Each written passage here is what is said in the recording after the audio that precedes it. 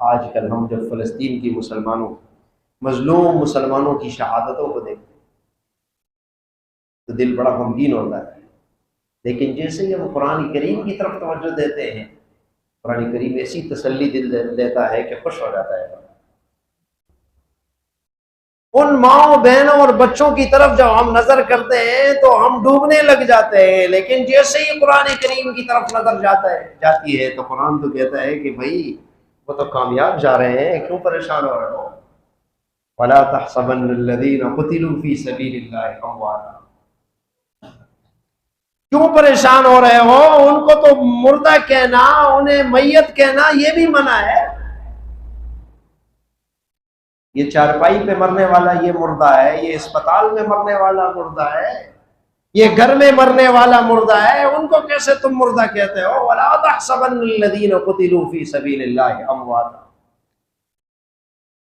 اللہ کے راستے میں مرنے والے کو تم مردہ کہتے ہو؟ فرمایا نہیں، گمان بھی نہیں کر رہا، کبھی تمہارے حاشے خیال میں کوئی خیال بھی نہ آئے ان کے بارے میں، وہ تو ہمیشہ کی زندگی پا گئے، یہ دنیا کی عارضی زندگی کیا معنی رکھتی ہے اس کے ساتھ؟ وَلَا تَحْسَبَنَّ الَّذِينَ قُتِلُوا فِي سَبِيلِ اللَّهِ، کبھی بھی گمان نہیں کرنا ان لوگوں کے بارے میں جو اللہ کے راستے میں شہید ہوتے ہیں۔ امواتا، کہ وہ مردہ ہے؟ نہیں، بل احیاء، بلکہ وہ تو زندہ ہیں، عند ربهم یرزقون، میرے رب کے ہاں ان کے لیے روٹی روزی کا انتظام ہو رہا ہے، شہادت کا قطرہ گر رہا ہے، اللہ کے ہاں ان کے لیے دسترخوان لگ رہے ہیں، اللہ ان کو جنت کے میوے کھلا رہے ہیں۔ سچ بات ہے، مسلمان اگر اپنی ایمان کے ساتھ کھڑا ہو جائے نا، وہ نظارہ بھی نظر آ رہا ہے۔ چند نوجوانوں نے ہمت کی ہے، ایمان کے ساتھ کھڑے ہو گئے، کفار ان کے سامنے کانپ رہے۔ ایمان تو ایسی چیز ہے نا، ایمان کے ساتھ اگر مسلمان کھڑا ہو جائے، سبحان اللہ، کفر اور ساری دنیا کے دشمن کوئی اہمیت ہی نہیں رہتی۔ فَرِحِينَ بِمَا آتَاهُمُ اللَّهُ مِنْ فَضْلِهِ، اللہ فرما رہے جو میں نے انہیں عطا کیا ہے اس کے اوپر وہ بہت خوش ہے، تمہیں پریشان ہونے کی ضرورت نہیں ہے۔ فَرِحِينَ بِمَا آتَاهُمُ اللَّهُ مِنْ فَضْلِهِ وَيَسْتَبْشِرُونَ بِالَّذِينَ لَمْ يَلْحَقُوا بِهِمْ أَلَّا خَوْفٌ عَلَيْهِمْ وَلَا هُمْ يَحْزَنُونَ، فرمایا اب تمہیں نہ خوف کرنے کی ضرورت ہے، نہ غمگین ہونے کی ضرورت ہے، اللہ کے ہاں ان کو روزی بھی مل رہی ہے، ان کے لیے انعامات کا انتظام ہو رہا ہے۔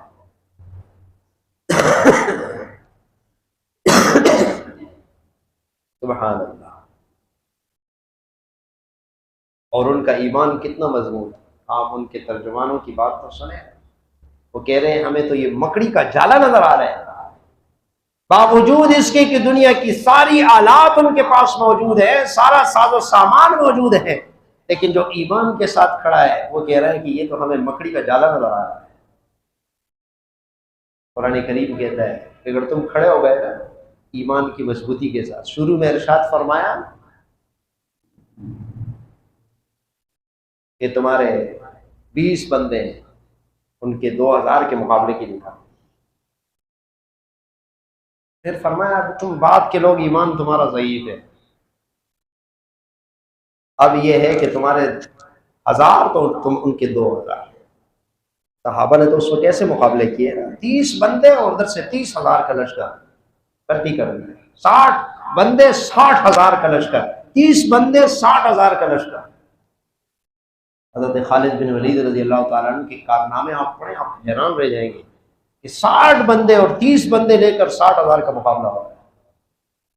یہ ایمان کی قوت ہوتی ہے۔ مومن شمشیر اور ٹینک اور بندوق پر بھروسہ نہیں کرتا، وہ اللہ رب العزت کی مدد پر بھروسہ کرتا ہے۔ لیکن اللہ کی مدد کس کے ساتھ آتی ہے؟ ایمان والے کے ساتھ، منافق کے ساتھ نہیں ہوتی۔ فجر کے نماز چھوڑنے والے کے ساتھ اللہ کی مدد نہیں ہوتی، دوسروں کا حق کھانے والے کے ساتھ اللہ کی مدد نہیں ہوتی، سود کھانے والے کے ساتھ اللہ کی مدد نہیں ہوتی، جھوٹ بولنے والے کے ساتھ اللہ کی مدد نہیں ہوتی، چغل خوری کرنے والے کے ساتھ اللہ کی مدد نہیں ہوتی۔ اگر ایمان والا ایمان پر قائم ہو جائے تو اعلان ہے انتم الاعلون ان کنتم مؤمنین، اللہ فرما رہے ہیں تم ہی کامیاب ہو، انتم الاعلون، تم ہی فتح یاب ہو، ان کنتم مؤمنین، شرط لگائی اگر تمہارے اندر ایمان موجود ہے۔ ایمان نہیں تو سر و سازاں سامان کے ساتھ ہی ذلیل ہو جاؤ گے، دنیا جہان کا ساز و سامان تمہارے پاس.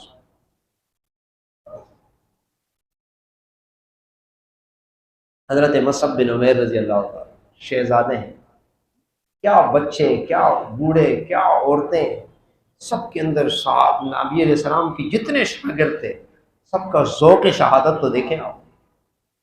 حضرت مصعب بن عمیر یہ شہزادے ہیں، اور ایسے ویسے شہزادے نہیں.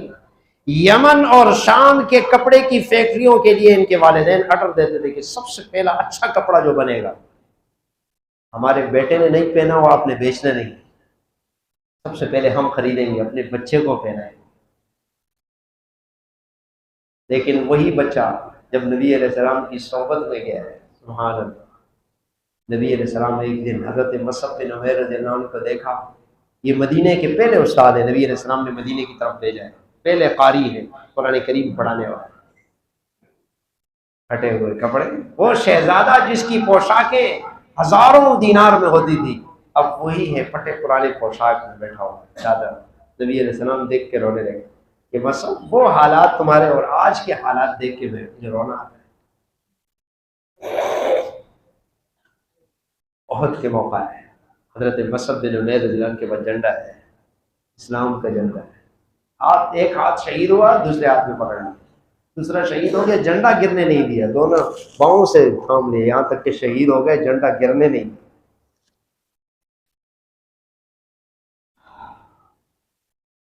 صحابہ کی مبارک لاشیں پڑی ہوئی ہیں، کپڑا نہیں ہے نبی علیہ السلام کے پاس کفن دینے کی.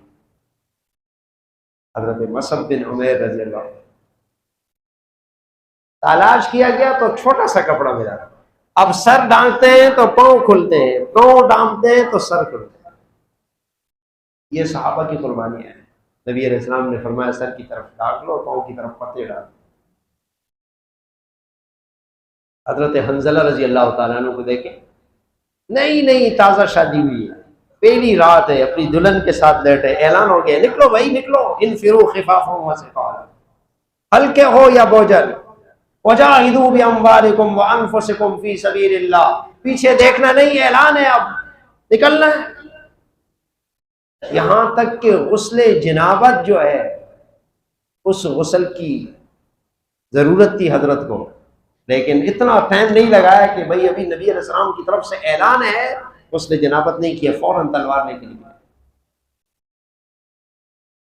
شہید کا حکم یہی ہے کہ شہید کا مبارک لہو، مبارک کپڑے اسی کے ساتھ دفن کیا جائے. نہ اس کو غسل دینے کی ضرورت ہے، نہ اس کو کفن دینے کی ضرورت ہے. یہ اسی خون کے ساتھ اللہ کی بارگاہ میں حاضر ہوگا قیامت کے دن. آپ نے فرمایا حضرت حنظلہ کو دیکھ رہا ہوں، فرشتے غسل دے رہے ہیں. آپ نے فرمایا معلوم کرو. معلوم کیا، پتہ چلا کہ رات کو اپنے گھر والوں سے ملے ہیں، اعلان ہوا ہے تو پھر غسل کرنا. انہوں نے گوارا نہیں کیا کہ لیٹ ہو جائیں گے، نبی علیہ السلام کی خدمت میں فوراً آ گئے، شہید ہو گئے. صحابی فرماتے ہیں میں نے حضرت حنظلہ کے سر میں جب ہاتھ لگایا تو پانی گر رہا ہے، فرشتوں نے غسل دیا. یہ صحابہ کی قربانیاں ہیں. کیسا ذوق، کیسے رشک والی موت کہ آدمی کو رشک. حضرت حنظلہ رضی اللہ عنہ کے 4 بیٹے شہید ہوئے، چاروں کی تربیت کی. اور صحابہ اکرام دلاسا دینے لگے تو کہا نہیں، میں تو اپنے 4 بیٹوں پر فخر کروں گی کہ اللہ نے مجھے ایسے مجاہد بیٹے عطا فرمائے.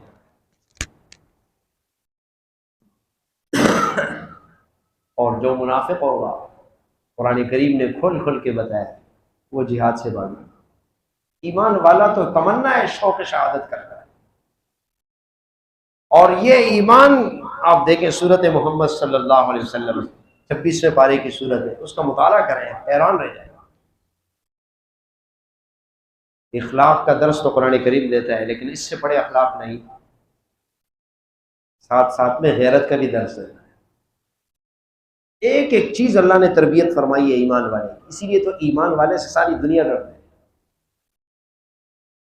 یہاں تک کہ اللہ رب العزت نے ایسی ٹریننگ ایمان والے کی فرمائی ہے. فضرب الرقاب، مقامات بتائے ہیں، گردن پہ مارنا ہے. اشد الوثاق، مضبوطی سے باندھنا ہے۔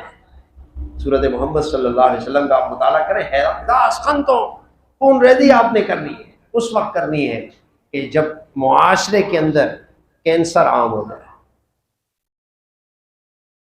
مثال کے طور پہ کینسر ہو گیا ہے نا، اب اس زخم کا آپریشن ضروری ہے، اگر آپریشن نہیں ہوگا تو پورے جسم میں کینسر پھیل جائے گا، اس لیے پاؤں کاٹنا ضروری ہے، ہاتھ کاٹنا ضروری ہے۔ ڈاکٹر کو پیسے بھی دیتے ہیں، پاؤں بھی کٹواتے ہیں، شکریہ بھی ادا کرتے ہیں نہیں کرتے۔ تو یہ جہاد اللہ رب العزت نے اسی طرح رکھا ہے، پوری دنیا کے جسم میں جب خرابی پیدا ہوتی ہے تو پھر اس عضو کو کاٹنا ضروری ہے، اس کا آپریشن ضروری ہے۔ یہ قرآن کریم کے احکامات ہیں، اسی لیے تو قرآن کریم سے سب کی دشمنی ہے نا۔ قرآن کریم تو مسلمان کو جگا کے رکھتا ہے کہ آنکھیں چار رکھنا بھائی، تم دنیا میں نہیں آئے ہو، تم دنیا سے جانے کے لیے آئے ہو، تمہارا تو اصل مقام تو وہ ہے نا، جنت ہے۔ دنیا کی نعمتوں کے مزے میں پڑھ کے آخرت کی جنت کو بھول رہے ہو، کدھر جا رہے ہو، کیا ہو گیا ہے تمہیں؟